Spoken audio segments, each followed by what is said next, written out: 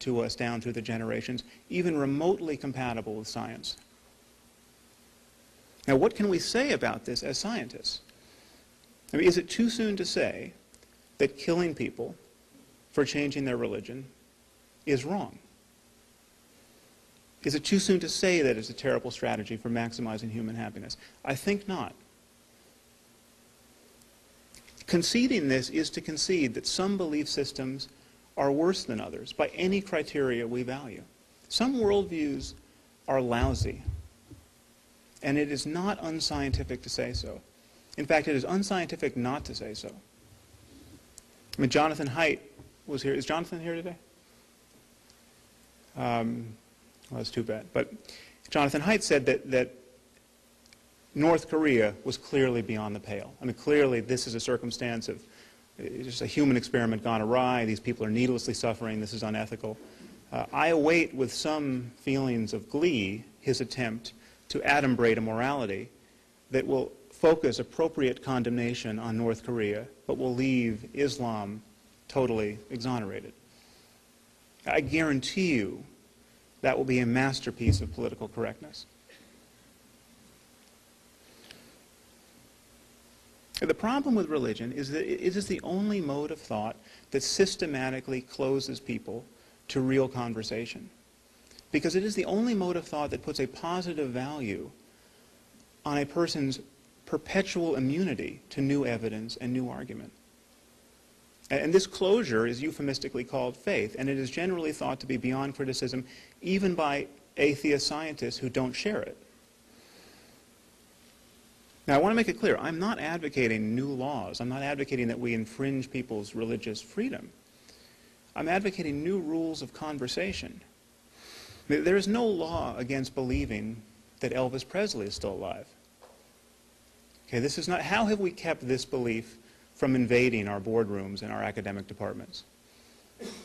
The principle of our immunity is really quite simple. Anyone who seriously espouses the idea that Elvis is still alive, either in a lecture or in a job interview or on a first date, immediately pays a consequence in ill-concealed laughter. There's a general principle at work here. People who claim to be certain of things they clearly can't be certain of have a problem meeting their goals in life, except when these certainties are on the subject of religion. But such people do not get asked to run our major corporations on any other subject, when they espouse these certainties on any other subject. They don't get invited to present at conferences. They're apt to find their business cards discreetly placed in the trash. Okay, notice that we don't have to pass any laws against bad ideas to reliably deliver these rebukes. We simply have to be free to criticize bad ideas. And we are free to criticize bad ideas, except we're not availing ourselves of this freedom on the subject of religion. We have been cowed into silence. We have learned to be terrified of the peevishness and irrationality of our neighbors.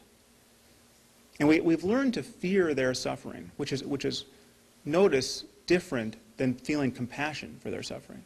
We have learned to fear that the only remedy for their day-to-day suffering is the false consolation of false ideas.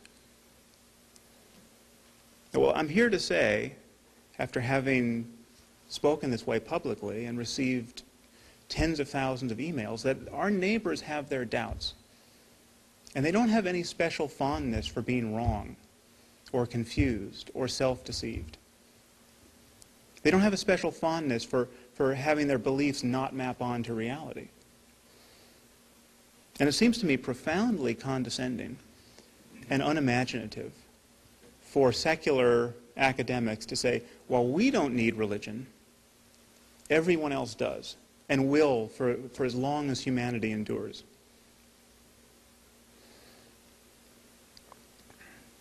And this, of course, is often said, and has been often said at this meeting.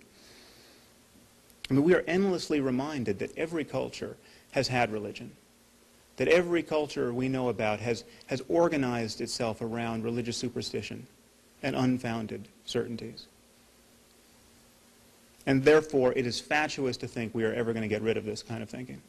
Okay, the same could have been said about witchcraft. Every culture has believed in witches, feared witches, persecuted witches, or relied upon their expertise. It's just crazy to think you're going to get rid of witchcraft. What you have to do is learn to live side by side with witches and warlocks and to accommodate their certainty about the evil eye in public discourse. Okay, imagine how fatuous and embarrassing and dangerous it would have been to have gone down that path on witchcraft. Well, we did go down that path with religion. Thank you very much.